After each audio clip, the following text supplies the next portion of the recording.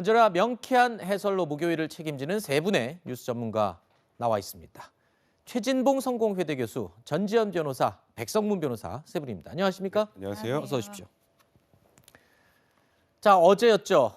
국토위 국정감사에 참석한 이재명 지사에게는요, 대장동 의혹의 키맨인 유동규 전 본부장에 대한 질문들이 쏟아졌습니다. 이재명 지사는 아는 사이였던 것은 인정했습니다. 하지만 측근이냐 아니냐, 이 측근설에 대해서는 선을 명확하게 긋는 모습을 보였습니다. 그런데 이재명 지사는요, 질문을 받은 것도 아닌데 이런 말을 해서 또 공격의 여지를 남겼습니다. 들어보시죠. 제가 들은 바로는 작년부터 이혼 문제 때문에 집안이 너무 문제가 있다고 그래서 압수수색 당시에 자살한다고 약을 먹었다고 해요. 그래서 뭐 침대에 들어 누워 있었다 뭐 이런 보도가 있던데. 자, 유동규 전 본부장에 대한 개인적인 이야기인데 이 이야기가 나오자마자 곧바로 국민의힘의 질의가 이어졌습니다. 어떤 반응을 이재명 지사가 보였는지 이어서 보시죠. 그 유동규가 약을 먹고 누워 있었다. 그렇게 본인밖에 알 수 없는 상황을 어떻게 이렇게 잘 아세요? 어쨌든 우리하고 전혀 인연 없는 사람이 아닌데 제가 가까이 있는 사람들과 아는 사이 아니겠어요? 누가 그렇게 보고를 주셨어요? 잘 기억이 안 납니다. 자, 이 장면 이후에 계속되는 김은혜 의원의 질의가 쏟아졌었는데요. 이재명 지사는 보고를 받은 게 아니라 언론에 기사가 난 것을 통해서 알게 됐다라는 취지로 대답을 했습니다. 그런데 이 국감이 있던 전날까지 유동규 전 본부장의 약을 먹고 극단적인 선택 이런 내용을 언급한 기사는요, 찾을 수가 없었습니다. 결국 가능성은요, 제3자를 통해서 보고를 받았거나 아니면 유동규 본부장으로부터 직접 들었거나 둘 중에 하나가 아니겠느냐, 이 부분을 김은혜 의원이 집중적으로 따져 물었던 거잖아요. 그러니까 누워 있었다 이런 기사는 제가 본 적 있는 것 같은데 극단적인 선택은 처음 보는 얘기거든요. 약을 먹었다든가 이런 부분이죠. 예, 근데 그 오피스텔이 유동규 씨 혼자서 살던 데잖아요. 네. 물론 제3자를 통해서 들었을 가능성도 있지만 제3자를 통해서 들었다면은 언론에 보도되지도 않은 거를 가지고 이재명 지사가 언론에서 내가 봤다 좀 이렇게까지 말을 돌리지는 않았을 것 같거든요. 그러니까는 본인밖에 알 수 없는 사실을 이재명 지사가 알고 있고 어떻게 알았는지 그 내용을 숨기고 있다. 지금 이렇게까지 볼 수밖에 없거든요. 그리고 또 하나는 뭐냐면은 물론 이전에 모셨던 분이니까 전화를 할 수는 있었지만은 지금으로서 보면은 유동규가 당시에 이렇게 이재명 지사한테 전화를 했을 가능성이 있는 상황인데 압수수색, 급작스럽게 압수수색 당할 때잖아요.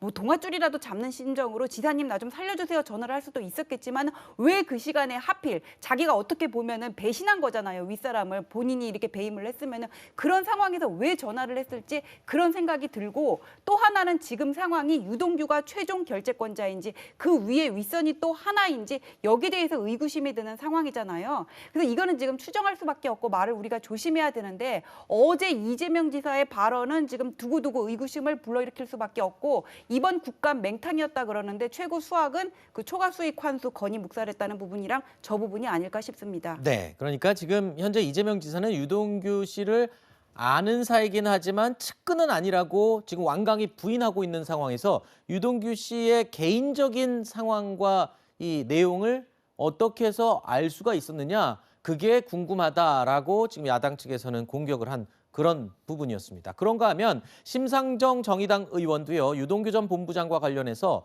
이재명 지사와의 설전을 벌였는데 눈길을 끌었습니다. 그 모습도 함께 다시 보시죠.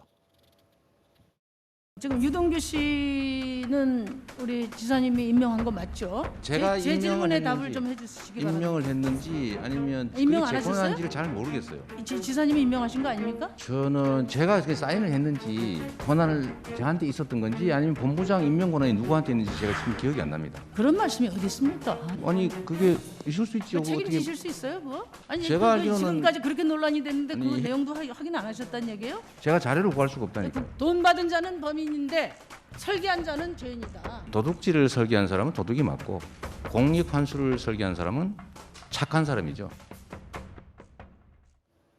최 교수님, 네. 사실 지난 월요일에 있었던 이 국정감사에서 모든 내용을 자신감 있게 얘기를 하던 이재명 지사의 대답과는 조금 다른 대답이었어요. 물론 심상정 의원의 대답이 글쎄요, 대선 주자답게 좀 날카로운 부분도 없지 않아 있었습니다만 대답 내용을 보면 유동규 전 본부장 성남도시개발공사의 사장 직무 대행을 임명하는 데 있어서 내가 사인을 했는지 권한이 있었던 건지 기억이 잘 안, 이런 대답은 조금 이해할 수 없는 부분이기도 하거든요. 근데 사실 그 얘기는 예전에도 그렇게 얘기했었어요. 네.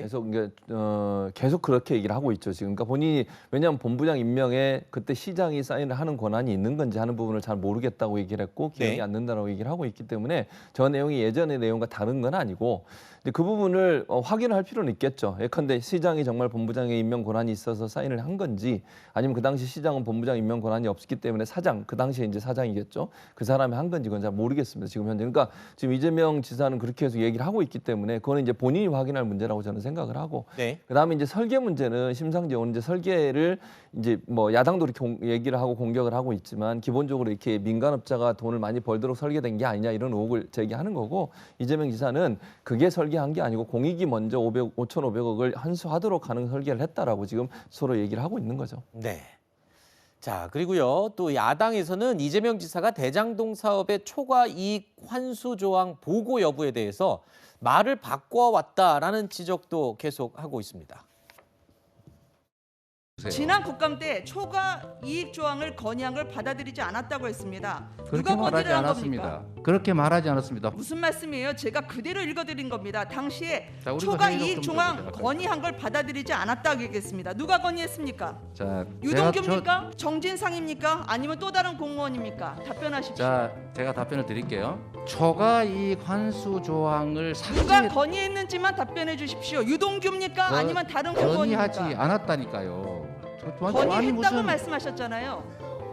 참 재벌 회장이 예 아니요로 답변해 계열사 주십시오. 대리가 제안한 게 있었다는 거 보고하는 경우가 있습니까?